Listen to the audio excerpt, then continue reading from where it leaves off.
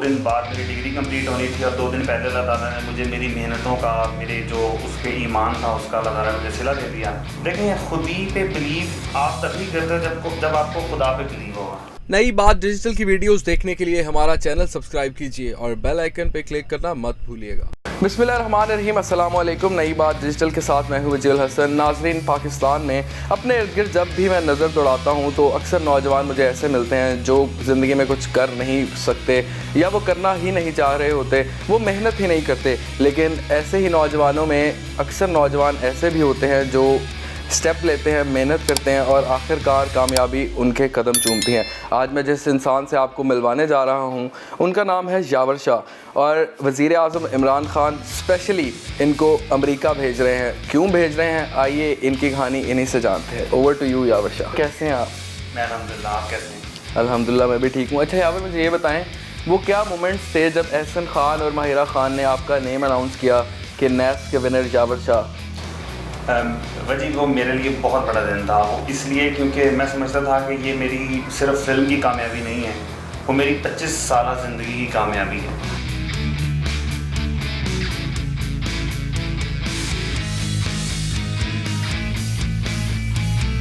जितनी मैंने मेहनत की थी थ्रू आउट अपने स्टडी डेज़ में, और वो ये मेरा थीसिस भी था, तो मेरे लिए वो बहुत बड़ा दिन था। और इमरान खान प्राइम मिनिस्टर से अवार्ड लेना वो शायद मेरे लिए बहुत बड़ी बात इसलिए है क्योंकि मैं सारी ज़िंदगी उनको सुनता आया हूँ, देखता आया हूँ, उनकी मैंने स्ट्रगल देखी है और बहुत सारी चीज़ें मैंने उनसे भी फॉलो की हैं। तो ऑब्वियसली वो मेरे लिए बहुत बड़ा दिन था और बहुत खुशी का दिन था।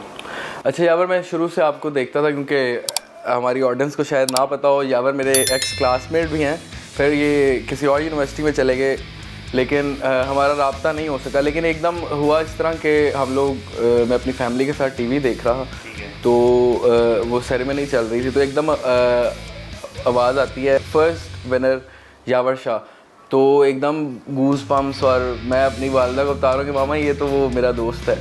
तो आपके जज्बात क्या थे जब आप ट्रॉफ़ी को इस तरह लहरा रहे थे, इमरान खान आपके बैक पे खड़े हुए थे? मेरे तो जज्बात मैं आपको बता चुका हूँ, लेकिन मैं जब घर से वापस आया, क्योंकि जो मोबाइल फ़ोन थे वो हमारे होटल्स में पड़े थे सिक्योरिटी कंसर्न्स की वजह से, तो जब मैं वापस आया तो तकरीबन 200-300 कॉल्स एक तरफ व्हाट्सएप पे, फिर फ़ोन पे, फिर उधर। और मैं वापस जब आया तो मेरे जितने भी क्लास फेलोज थे, सुपीरियर के, मेरे यूनिवर्सिटी ऑफ लाहौर के, मेरे बचपन के दोस्त, उन्होंने स्टेटस लगा लगा के मैंने किसी को भी नहीं बताया कि मैं विनर हूँ। फिर जब मैंने अपनी मामा को फ़ोन किया, अपनी बहनों को फ़ोन किया, वो लाइव आए और वो रोई जा रहे हैं, वो उनसे बात ही नहीं हो रही खुशी के मारे। और फिर मुझे इतनी फ़ोन कॉल मेरे दोस्त फ़ोन करके, और वो इतने प्राउडली वो मुझसे मतलब कहते हैं यार हमें बड़ा फ़ख्र है। तो वो जो टाइम अभी तक स्टिल अभी तक ऐसा हो रहा है, तो वो मेरे लिए बहुत बड़ी बात है कि लोग मुझे अप्रिशिएट इसलिए कर रहे हैं क्योंकि उनको नज़र आया कि ये मेहनत करके वहाँ तक पहुँचे। अच्छा यावर, अब मुझे ये बताएं कि शुरू से मैं आपको देखता था कि आप में बहुत ज़्यादा मेहनती थे, और उसके अलावा आपकी पॉलिटिकल एफिलिएशन थोड़ी सी ज़रा इमरान खान की तरफ थी, अभी भी है शायद।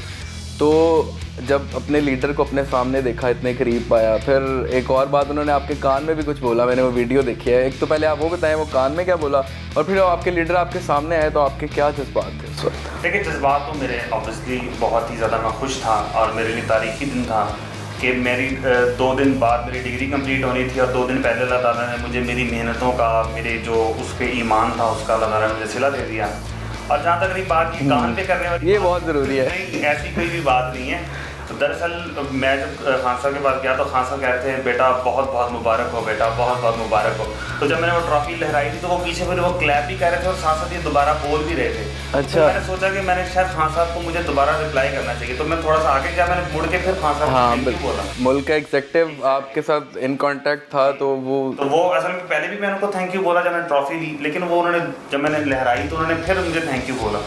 तो फिर मैं जाने लगा, मैंने फ़ौरन से फिर उनको फिर रिप्लाई किया और फिर मैं। अच्छा यावर, जो नौजवान हैं आजकल मेहनत करते हैं, किसी भी फील्ड में जाना शुरू करते हैं, 1 महीना काम करते हैं, 2 महीने काम करते हैं, तीसरे महीने जाते ही वो तीसरा महीना मुश्किल से आता है, लेकिन वो कहते हैं यार बस इधर दिल नहीं लग रहा। तो उन नौजवानों को आप क्या कहेंगे? देखें वजी, सबसे बड़ी बात आज के नौजवानों में जो मैंने रियलाइज़ की है वो ये है कि लोगों का अल्लाह पे से ईमान ख़त्म हो गया। बिल्कुल ठीक है, वो समझते हैं कि जो रिस्क है वो उनके अपने हाथ में है, वो किसी तरह खुद जाके ले लेंगे। वो समझते हैं कि इज़्ज़त है वो खुद किसी ना किसी तरह कमा लेंगे। तो जब लोगों का जो ईमान है वो अल्लाह से ख़त्म होता है ना, तो फिर उसके अंदर मटेरियलिज्म ज़्यादा आता है।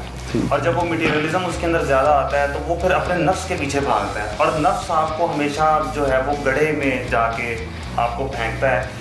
तो नौजवान क्या करते हैं आजकल के नौजवान, एक तो उनको खुदा पे ट्रस्ट नहीं है, दूसरा उनको खुद पे ट्रस्ट नहीं है। जब उनको खुदा पे ट्रस्ट नहीं होता और खुद पे ट्रस्ट नहीं होता, फिर वो शॉर्टकट्स मारते हैं, वो लेग पुलिंग करते हैं, वो कोई ना कोई दूसरा रास्ता अख्तियार करते हैं। तो यार सॉरी मैं आपकी बात काटता हूँ, मुझे बताएं खुद पे ट्रस्ट कैसे है इंसान को? आप तो मतलब एक हाई अचीवर है, आपने एक मुल्क का एक नामी ग्रामी अवार्ड पहली बार जो मुनक्किद हुआ और आपने वो पहली बार ही विन कर लिया।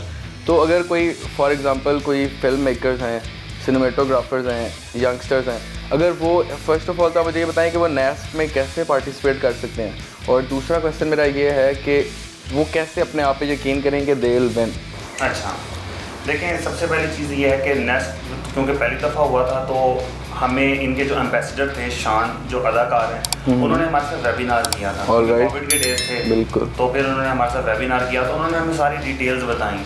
फर्दर जो है उनकी वेबसाइट के ऊपर भी तमाम डिटेल्स वही मौजूद थी, तो वो आप अगर उसको वर्ड बाई वर्ड कंसेप्चुअली पढ़ें तो आपको सब बातें ईजीली समझ में आ जाती हैं। और दूसरी बात ये कि आपका खुद ही पे कैसे बिलीव होगा। देखें, खुद ही पे बिलीव आप तभी करते हो जब आपको खुदा पे बिलीव होगा। ठीक है। जब तक आप अल्लाह पे ईमान, अल्लाह ताला तीन चीज़ें बेसिकली बात करता है। अल्लाह ताला कहते हैं कि आप मेरे पे ईमान करो, ईमान की हद तक यकीन करो कि इज़्ज़त और ज़िल्लत मेरे हाथ में, ज़िंदगी और मौत मेरे हाथ में, इसी तरह रिस्क मेरे हाथ में। जब आपको अल्लाह पे ईमान होगा ना कि ये तीन चीज़ें उसी के हाथ में, तो फिर आपको खुद पे बिलीव ये होगा कि अब मैं मेहनत करूँगा ना तो वो मुझे सिला देगा। तो खुद ही को आप तभी उठा सकते हो जब आप अल्लाह पे अपना ईमान उठाते हो। तो बेसिकली ये दो का आपस में वाइस वर्सा है। तो मेरा ख्याल है कि जो हम एज अ ह्यूमन बीइंग और एज अ मुस्लिम इन पाकिस्तान, हमें समझना चाहिए नौजवानों को कि हमारे वैल्यूज़ क्या हैं इस्लामिक, और हमारे कल्चरल वैल्यूज़ क्या हैं। उन चीज़ों को समझने की ज़रूरत है। जैसे कि मैं एक चीज़ समझता हूँ कि पाकिस्तान में टैलेंट की तो कमी बिल्कुल नहीं है, ह्यूमन रिसोर्सेज की भी कमी नहीं है। सिर्फ मसला ये है कि आज पाकिस्तान में सही बंदा सही प्लेस पे नहीं बैठा हुआ। वो इसलिए नहीं बैठा हुआ क्योंकि वो बंदा तैयारी नहीं कर रहा वहाँ तक पहुँचने की।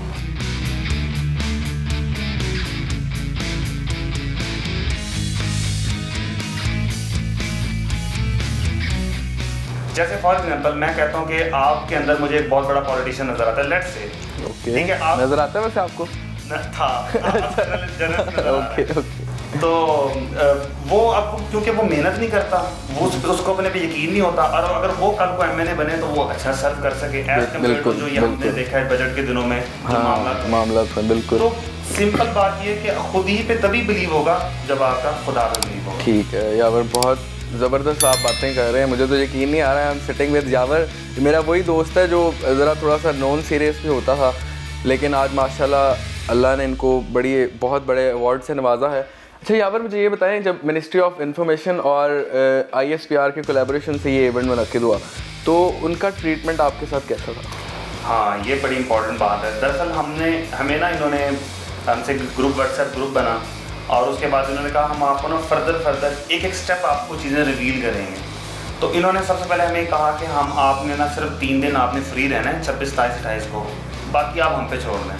अब हम तजस्सुस में थे कि पता नहीं क्या होगा, तो उन्होंने हमें बताया कि हम आपको पिक करेंगे। ठीक है। अच्छा जी, हमें स्टेट पिक कर रही है। अच्छा, बात माशाल्लाह। उन्होंने हमें PID के ऑफिस में लोकेशन बताई, 5:15 तक आप वहाँ आ जाए सारे लाहौर के पार्टिसिपेंट्स, आपकी गाड़ियाँ वहाँ पे आ चुकी होंगी। ठीक है। हम वहाँ गए, वहाँ से हम जब जा रहे हैं फिर हमें बताया कि रास्ते में आपको PC रावलपिंडी लेके जाया जा रहा है। अच्छा। हम बड़े सरप्राइज, हमने कहा क्या बात है भाई।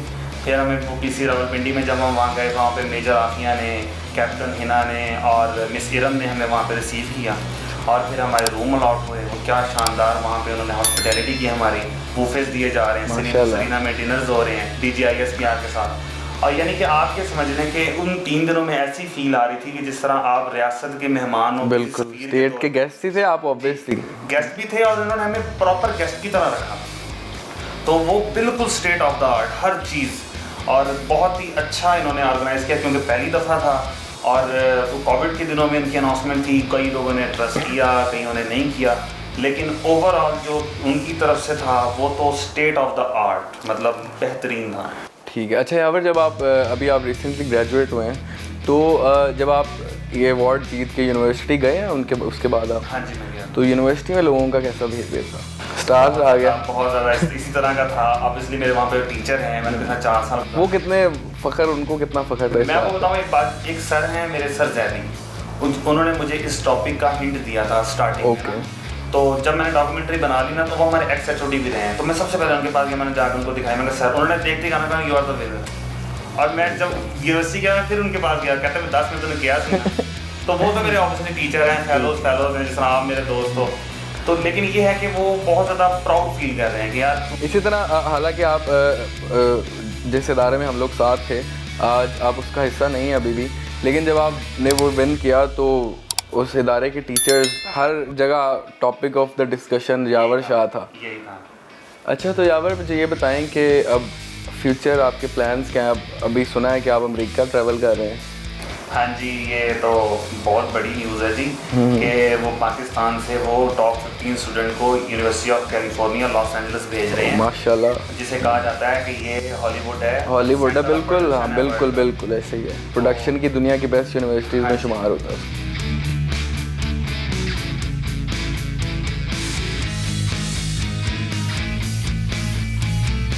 नाज़रीन, यावर शाह की बातें आपने सुनी, बहुत ही मोटिवेशनल थी, ना सिर्फ मेरे लिए बल्कि हम सब के लिए। अपने शो का अख्ताम मैं अल्लामा इकबाल के शेर से करूँगा, खुद ही को कर बुलंद इतना कि हर तकदीर से पहले खुदा बंदे से खुद पूछे, बता तेरी रज़ा क्या है। अपने होस्ट वजील हसन को नई बार डिजिटल से इजाज़त दीजिए।